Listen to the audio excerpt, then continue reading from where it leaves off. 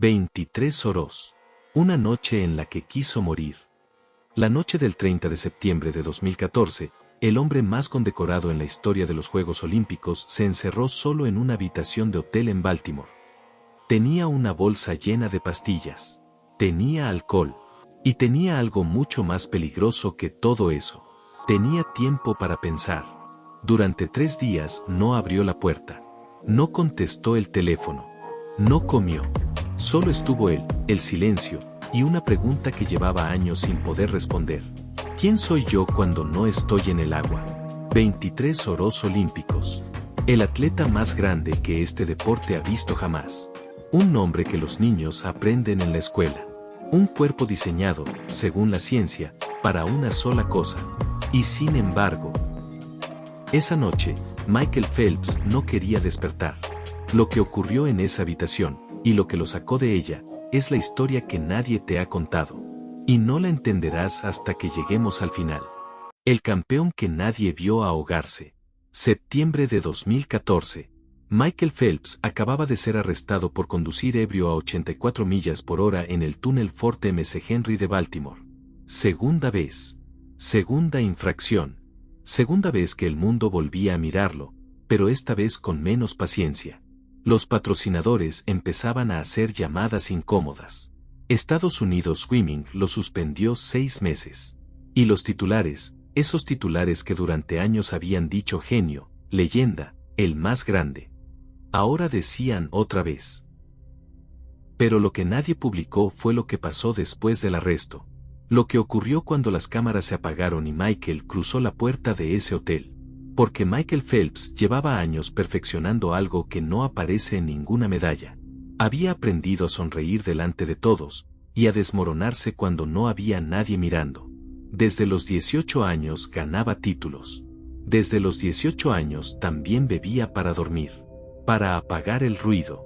Para no pensar en lo único que no podía controlar, el momento en que terminara el deporte que le había dado todo, porque ese día, sabía, no tendría nada más. ¿Alguna vez construiste toda tu identidad alrededor de una sola cosa? ¿Y sentiste el pánico de imaginar quién sería sin ella? Eso era Michael Phelps. No un villano. No un irresponsable. Un hombre que solo sabía existir dentro del agua. Y en 2014, el agua ya no estaba. Se había retirado 2 años antes, después de Londres 2012, convencido de que había terminado su ciclo. Pero el retiro no fue liberación. Fue caída libre. Sin estructura. Sin propósito. Sin el único lenguaje que había aprendido desde los 7 años. El alcohol llenó ese silencio. Primero despacio. Luego todos los días. Luego sin poder parar. Y entonces llegó esa noche de septiembre. La habitación de hotel. La bolsa de pastillas. El teléfono apagado. Y 3 días en los que el hombre más rápido del agua se estuvo ahogando en tierra firme. Su madre, Debbie, llamó sin respuesta. Su agente, llamó sin respuesta. Bob Bowman, el hombre que lo había entrenado desde los 11 años, el hombre que lo conocía mejor que nadie en este planeta, llamó sin respuesta. Nadie podía llegar a él. Porque el problema de ser el mejor del mundo es que aprendes a no necesitar a nadie. Y cuando por fin necesitas ayuda, ya no sabes cómo pedirla. Pero esa habitación de hotel no sería el final de Michael Phelps. Sería el principio de la única carrera que todavía le faltaba ganar. ¿Cómo llegó un niño de Baltimore a convertirse en esto? ¿Qué construyó y qué destruyó en el camino? Para entenderlo, hay que volver al principio. Al niño que no podía quedarse quieto. Al niño al que los médicos dijeron que nunca destacaría en nada. Esa historia, en el siguiente capítulo. El niño que no podía estar quieto. Baltimore, Maryland. 1990. Una ciudad de muelles oxidados, barrios duros y inviernos que pesan. No es el lugar donde imaginas que nace una leyenda olímpica. Es el lugar donde la mayoría de las historias terminan antes de empezar. Michael Fred Phelps II tenía 5 años cuando su mundo se partió en 2. Sus padres se divorciaron. No fue un divorcio tranquilo. Fue el tipo de ruptura que un niño pequeño absorbe en silencio y carga durante décadas sin saber exactamente qué es ese peso. Su padre, Michael Sr., simplemente desapareció. No de golpe, sino de esa manera lenta y cobarde en que algunos padres se van, primero menos llamadas, luego menos visitas, luego nada. Michael creció mirando la puerta. Y cuando un niño aprende desde pequeño que las personas que deberían quedarse se van, aprende algo más peligroso todavía, que no puede confiar en que algo bueno dure. Su madre, Debbie, trabajaba doble turno para mantener a 3 hijos. Una mujer de voluntad extraordinaria criando sola a un niño que, para entonces, ya estaba siendo imposible de manejar. Porque Michael no podía concentrarse, no podía sentarse, no podía terminar una frase antes de que su mente ya estuviera en otro lugar. Los maestros llamaban a Debbie constantemente. Su hijo es un problema. Su hijo no presta atención. Su hijo nunca va a poder con esto. A los 9 años le diagnosticaron trastorno por déficit de atención e hiperactividad. Un médico, con la frialdad de quien lleva demasiados años mirando expedientes, le dijo a Debbie algo que ella nunca olvidó. Este niño no tiene la capacidad de enfocarse en nada. ¿Cuántas veces le dijeron a alguien que amabas que no llegaría a ningún lado? Debbie Phelps guardó esas palabras. No para creerlas, para usarlas como combustible. Fue ella quien lo llevó a la piscina. No porque viera en Michael a un futuro campeón, sino porque necesitaba que ese niño con energía infinita encontrara algún lugar donde gastarla sin destruir todo a su alrededor. La primera vez que Michael entró al agua tenía 7 años. Y pasó algo extraño. Se calmó. No del todo. No de golpe. Pero el agua hacía algo que el mundo seco no podía hacer. Lo contenía. Le daba forma a esa energía que en tierra firme era caos. En el agua, ese mismo caos se convertía en velocidad. Fue entonces cuando apareció Bob Bowman. Bob Bowman, no era un entrenador fácil.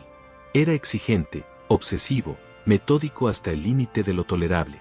El tipo de persona que ve en un niño de 11 años no lo que es, sino lo que puede llegar a ser, y decide que va a llegar ahí aunque el niño no quiera. La primera vez que entrenó a Michael lo miró durante 15 minutos en silencio. Luego dijo, este chico puede ser el mejor del mundo. Nadie en esa piscina lo creyó. Bowman sí. Y empezó a construirlo. No solo físicamente, mentalmente. Porque Bowman entendía algo que pocos entrenadores entienden, que el cuerpo hace lo que la mente le ordena, y que la mente de Michael Phelps era su activo más poderoso y su mayor amenaza.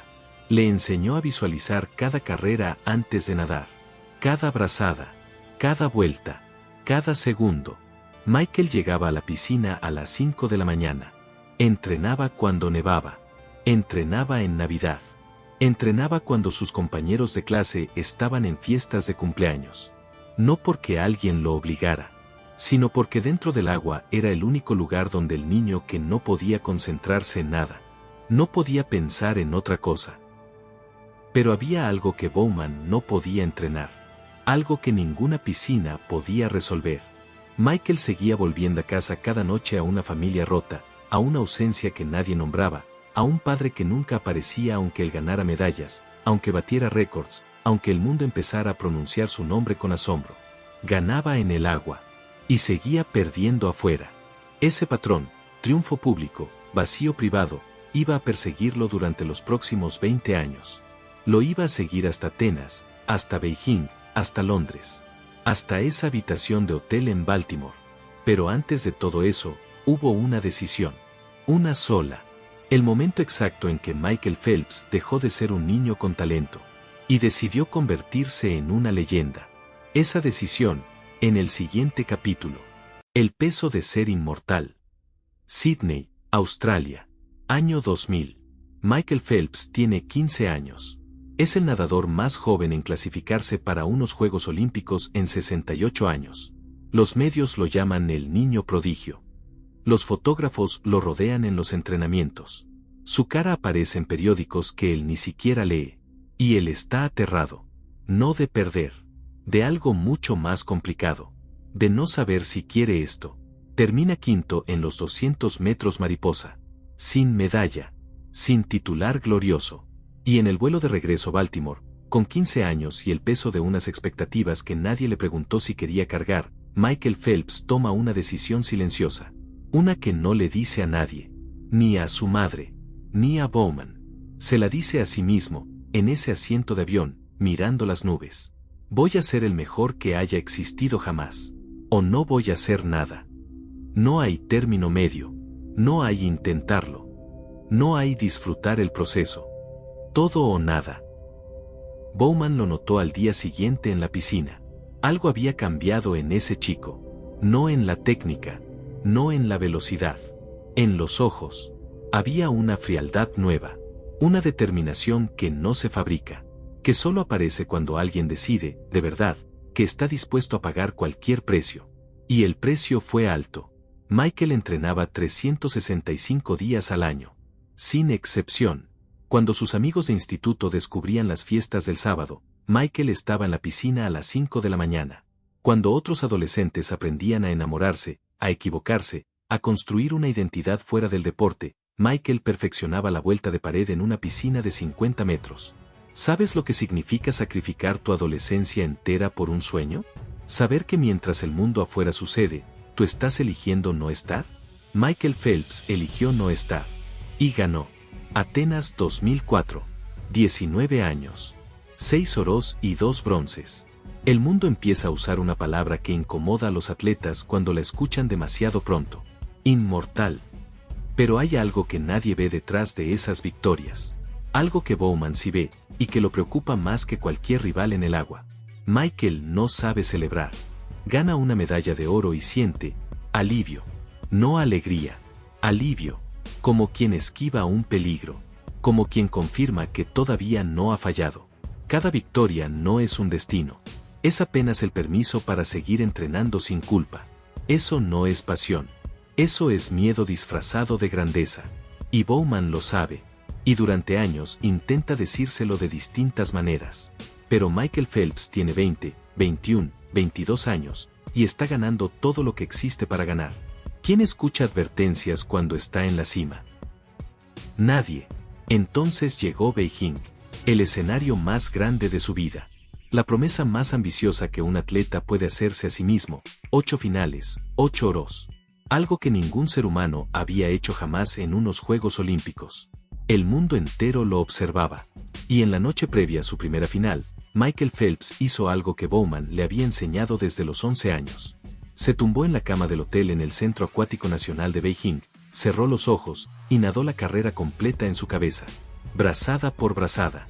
Vuelta por vuelta. El agua. El ruido. La presión en los pulmones. La pared final. La nadó perfecta. Luego la nadó con problemas. Con las gafas llenándose de agua. Con un rival que no esperaba. Con el cuerpo que no responde. La nadó perfecta igualmente. Porque Bowman le había enseñado a visualizar no solo la victoria. Le había enseñado a visualizar el caos. A practicar el desastre hasta que el desastre se convirtiera en rutina. Y eso, en la carrera más importante de su vida, iba a salvarlo. Pero no de la manera que esperaba.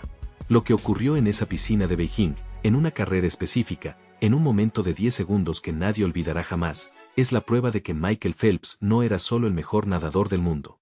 Era el atleta mentalmente más preparado que este deporte había visto. Y la historia de esos 10 segundos, es exactamente donde vamos ahora. 8 minutos para la eternidad. Beijing, 13 de agosto de 2008. Final de los 200 metros mariposa. El deporte que Michael Phelps domina mejor que cualquier ser humano vivo. La prueba que ha nadado miles de veces en su cabeza antes de nadarla en el agua. La carrera que, sobre el papel, es la más segura de sus 8 intentos.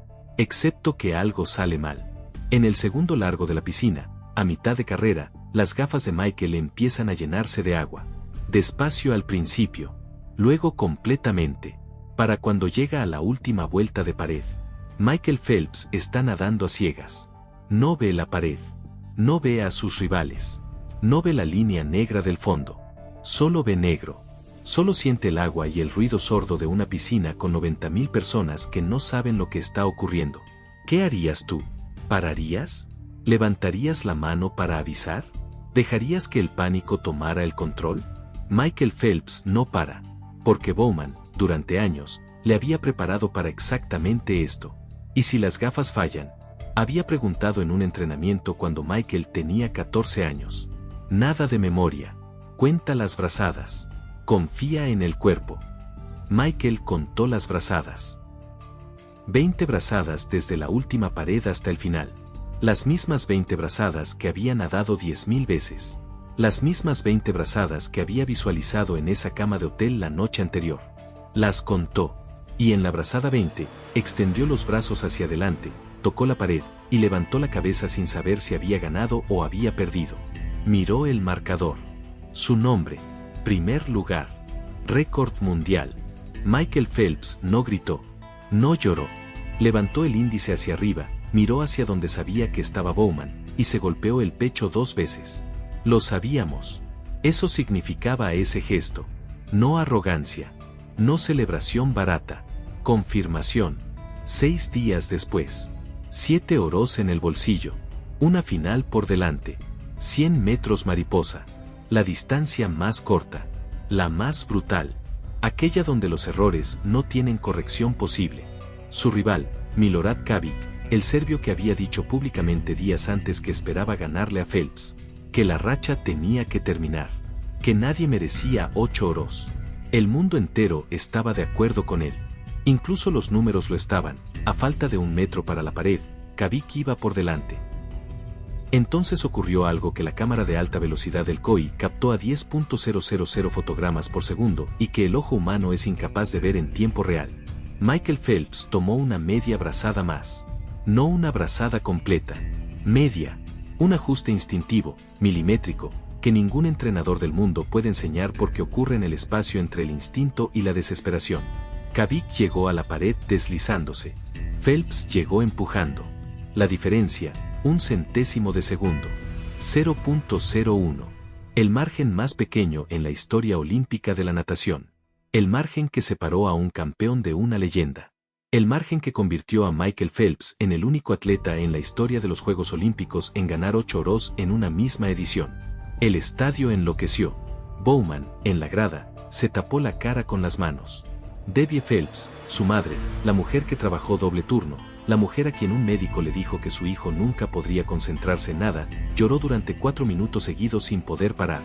Y Michael Phelps, en el agua, con las gafas rotas y el cuerpo al límite, por primera vez en su vida, no sintió alivio. Sintió algo diferente, algo que tardó años en poder nombrar. Sintió que era suficiente, pero esa sensación no duró. No podía durar. Porque Michael Phelps había construido toda su existencia sobre una pregunta que Beijing no había respondido. La había silenciado, temporalmente, con el ruido de 90.000 personas y 8 himnos nacionales y 20 años de trabajo. Pero la pregunta seguía ahí. ¿Quién soy yo cuando no estoy en el agua? Londres 2012. 4 oros más. 22 medallas olímpicas en total. El récord de todos los tiempos. Y luego el retiro. Y luego el silencio. Y luego esa habitación de hotel en Baltimore. La misma que viste al principio de esta historia. Ahora ya sabes cómo llegó hasta ahí. Un niño al que su padre abandonó. Un adolescente que sacrificó todo. Un campeón que aprendió a ganar afuera y a perderse adentro. Un hombre que llegó a la cima más alta que existe en su deporte. Y no encontró nada esperándolo. Esa habitación no era el final. Era la primera vez en su vida que Michael Phelps no tenía escapatoria. No había piscina. No había carrera. No había medalla al otro lado. Solo él, y el vacío, y una decisión que iba a ser la más importante de las que había tomado jamás. Más importante que Sydney. Más importante que Beijing. La decisión de quedarse. El hombre que aprendió a respirar. 3 días. Eso es lo que duró Michael Phelps dentro de esa habitación. Al 4.º día abrió la puerta. No porque hubiera encontrado respuestas. No porque hubiera tenido una revelación cinematográfica.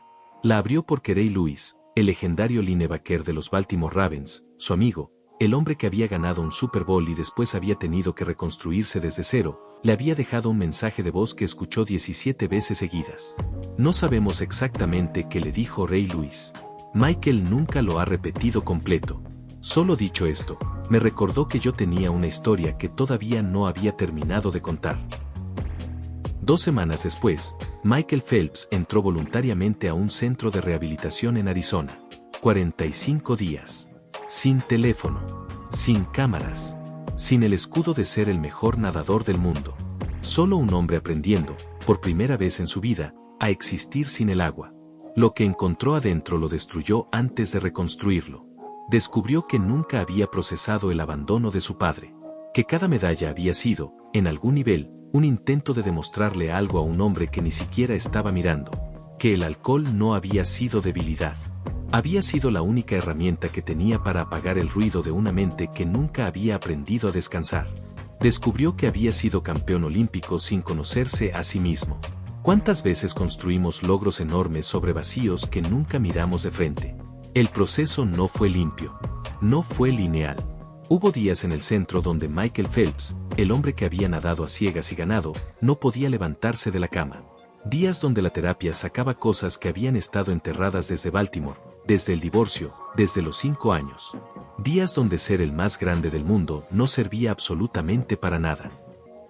Salió del centro en diciembre de 2014 y tomó otra decisión silenciosa, la segunda más importante de su vida.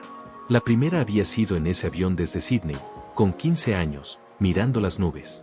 Voy a ser el mejor que haya existido jamás. Esta fue diferente. Voy a aprender a vivir. Se retiró del retiro. Volvió al agua en 2015. No para batir récords. No para demostrar nada. Sino porque por primera vez en su vida entendió la diferencia entre nadar para escapar y nadar para existir. Bowman lo vio entrar a la piscina ese primer día de regreso y dijo que algo había cambiado fundamentalmente. No en la técnica, en la manera en que Michael tocaba el agua. Era como si por fin estuviera dentro de su cuerpo. Río de Janeiro, 2016. Michael Phelps, 31 años, compite en sus 5º Juegos Olímpicos. Gana 4 oros más. Lleva el pabellón de Estados Unidos en la ceremonia de clausura. Y en la última final de su carrera, los 4 por 100 metros relevos, cuando toca la pared por última vez como atleta olímpico. Llora. No de alivio. De gratitud. Por primera vez en 20 años de competición, Michael Phelps termina una carrera y siente que fue suficiente. No el resultado. No la medalla. El camino entero. La piscina de Baltimore. Las 5 de la mañana. Debbie trabajando doble turno. Bowman y su obsesión. Sydney y el 5º puesto. Beijing y las gafas rotas. La habitación de hotel y los 3 días de oscuridad. Todo. Suficiente. Hoy Michael Phelps tiene 23 oros olímpicos. 3 platas. 2 bronces. 28 medallas en total. Números que ningún atleta en ningún deporte ha igualado ni probablemente igualará. Pero cuando le preguntan por su mayor logro, no menciona Beijing. No menciona las gafas rotas ni el centésimo de segundo. Dice esto. Haber pedido ayuda. Eso fue lo más difícil que hice en mi vida. Y lo más valiente. Un hombre que podía nadar a ciegas y ganar, tardó 30 años en aprender a ver con los ojos abiertos. Hoy trabaja activamente en la lucha contra la depresión y la salud mental en el deporte. Ha hablado ante el Congreso de Estados Unidos. Ha convencido a atletas olímpicos de buscar ayuda cuando el mundo esperaba que fueran invencibles. Ha convertido su herida más profunda en su legado más duradero. Porque resulta que el hombre diseñado para ser el mejor dentro del agua, encontró su propósito fuera de ella. Y tú, que has llegado hasta aquí, tal vez no tengas 23 oros. Tal vez no hayas nadado jamás. Tal vez tu piscina sea otra cosa, un trabajo, una relación, un sueño que construiste tan alto que te olvidaste de construirte a ti. Pero conoces esa pregunta, la misma que persiguió a Michael Phelps durante 30 años. ¿Quién soy yo cuando se acaba lo que me define? La respuesta no está en ganar más. Está en atreverse a abrir la puerta. Si esta historia te movió algo, compártela con alguien que necesite escucharla hoy. No el campeón olímpico. La otra historia. La real. Desde cero, historias de campeones. Hasta la próxima.